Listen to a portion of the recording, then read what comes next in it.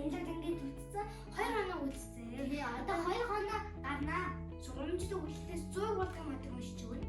За 100 ургуулгын мод гэдэг сургамжид өгүүлгийг уншиж өгье. Сайхан сэтгэл мэдээж гарах байх гэж бодож байна. За. Эрт урт цагт ах トゥ хоёр амьдран суудаг байжээ.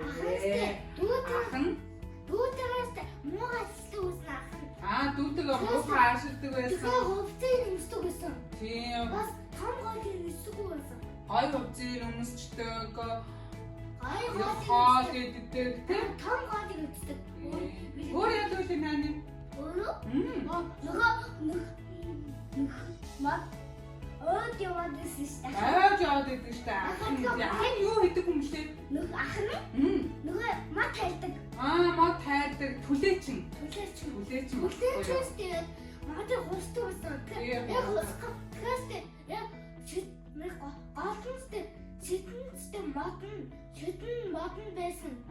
Ахын дүүдээ ямар ханддаг байсан? Муухай ханддаг байсан. Дээрлэхгүй байсан тийм. За тэгээ түлээч ахын нэг өдөр ой мод руу яваад мод бэлтгэхээр явсан тийм үү? Тэгсэн чинь юутай таарч? Шидэд модтой таарч. Тэгэхээр мод ингэж авсан. Шидэд модтой ингээ авсан. Гэтээ хугуулсан гэсэн шүү дээ. Би ч алан мөхөө гэсэн. Арай дийчгдсэн. Тэгсэн чинь нийлээ тэр нэг шончны өдлөө тэгээд өшөө гоё юм уу гэсэн. Зүү атгацсан. Тэрнээ уурлаад модон тэгээд нийлээ тэр нэг хар юм уу зүү атгацсан. Шидэд модны урд очоод хөөрхийн мод түлээчнээс гуйлаа. Өвч биеийг минь өршөөн хэтрүүлээж өвдөхөд чачгаа болвол чин амтад алимнаасаа өгье гэсэн тийм ээ. Амтад алимнаасаа өгсөн чинь энэ одоо арай багуу даа гэд олсон тий.